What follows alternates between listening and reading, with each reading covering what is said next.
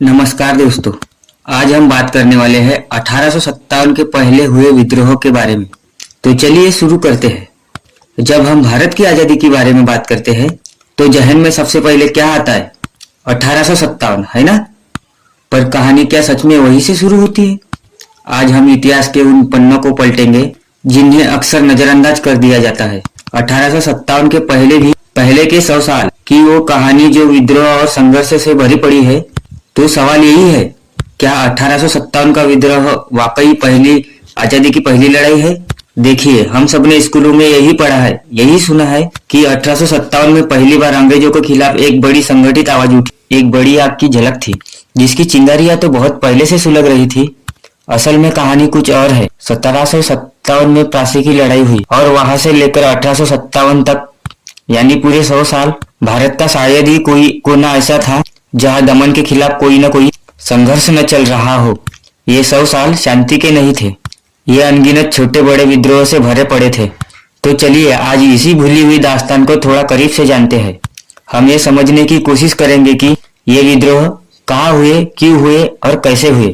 इन सब ने मिलकर उस महासंग्राम की नींव रखी थी जिसे हम 1857 के विद्रोह के बारे में जानते हैं। तो सबसे पहला और सबसे जरूरी सवाल, आखिर ये तलवारें क्यों उठी?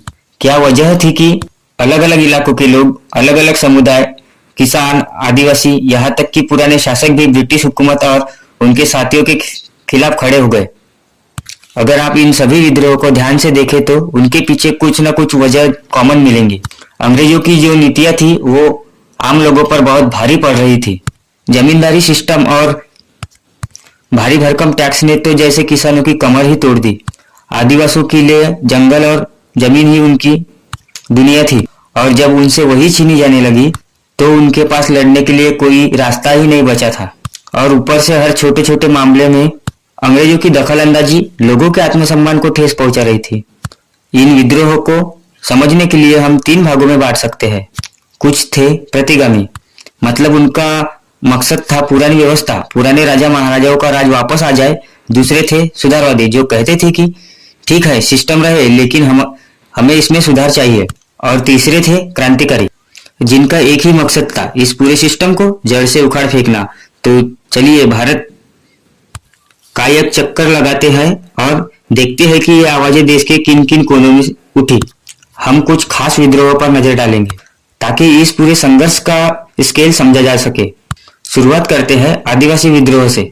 देखिए, उनके लिए ये लड़ाई सिर्फ जमीन और जंगल की लड़ाई नहीं थी, ये उनकी पहचान की लड़ाई थी, उनकी संस्कृति और उनके अस्तित्व को बचाने की लड़ाई थी।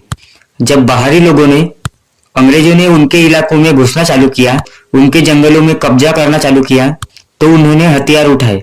यह एक पैटर्न देखिए, बड़ा ही दिलचस्प है। कैसे अलग अलग वक्त में अलग अलग जगह पर हुए विद्रोह की वजह एक जैसी थी। 1833 में मेघालय की खासी जनजाति ने तीरथ सिंह के नेतृत्व में एक सड़क बनाने का विरोध किया। उन्हें लगा कि ये उनकी आजादी पे एक हमला है। और फिर कई दशकों बाद झारखंड में बिरसा मुंडा ने सरकारी दखल और जमींदारों के खिलाफ एक बड़ा आंदोलन छेड़ा। मकसद दोनों का एक ही था, बाहरी दखलंदाजी से अपनी जमीन और अपनी स्वायत्तता को बचाना। और 1857 के क्रांति से ठीक पहले हुआ संथाल विद्रोह, ये तो सबसे ताकतवर आदिवासी विद्रोह में से एक माना जाता है। 4 मुर्मू भाई थे, सिद्धू, कानू, चांद और भैरव। उनके नेतृत्व में संथाल लोगों ने झारखंड में जमींदारों और अंग्रेजों के खिलाफ बगावत कर दी। उन्होंने तो अपनी एक गुरिल्ला सैनिक टुकड़ी भी बना ली थी। आदिवासियों के बाद अब बात करते हैं किसानों और दूसरे समुदायों के विद्रोह की। इनकी लड़ाई का मुख्य कारण था आर्थिक न्याय।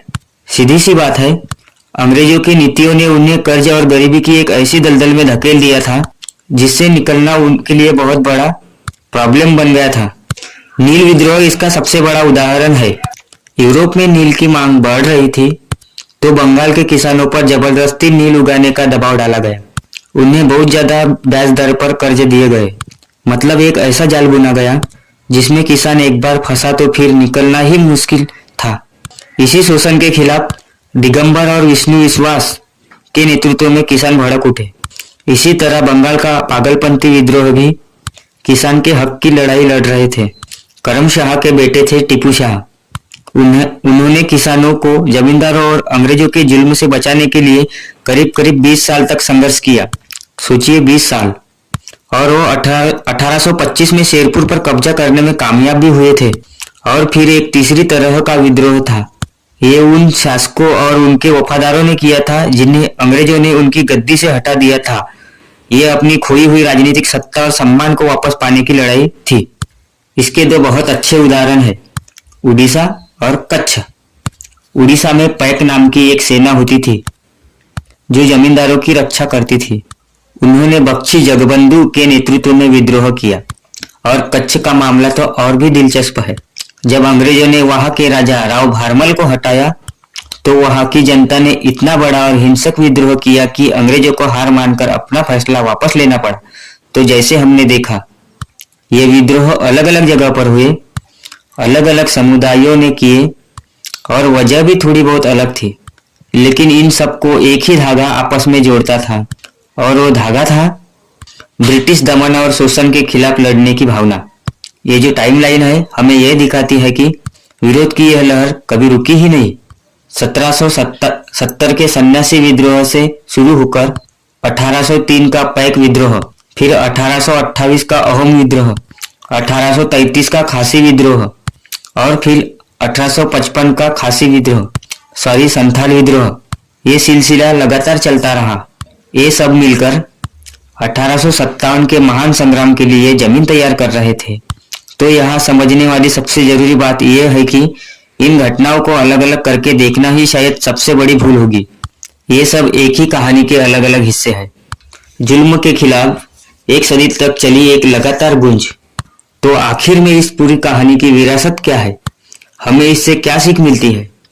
ये विरासत है अवज्ञा की, प्रतिरोध की, एक सदी की विरासत जो हमें बताती है कि आजादी का संघर्ष रातों रात या कोई अचानक शुरू नहीं हुआ था। इसे ऐसे समझ सकते हैं कि 1857 कोई अचानक भड़की हुई चिंगारी नहीं थी। वो तो ज्वालामुखी का एक स्फोट था जो पिछले 100 सालों से अंदर ही अंदर सुलग रहा था। और इन छोटे बड़े अनगिनत विद्रोहों ने उस ज्वालामुखी के अंदर लावा तैयार किया था जो आखिर में 1857 में फूट पड़ा। और हम इस बात को इस सवाल के साथ खत्म करते हैं कि इतिहास के इन भूली हुई लड़ाइयों को आज याद रखना क्यों जरूरी है? शायद इसलिए कि यह हमें याद दिलाती है कि न्याय, सम्मान और आजादी की लड़ाई अक्सर लंबी होती है और इस लंबी लड़ाई में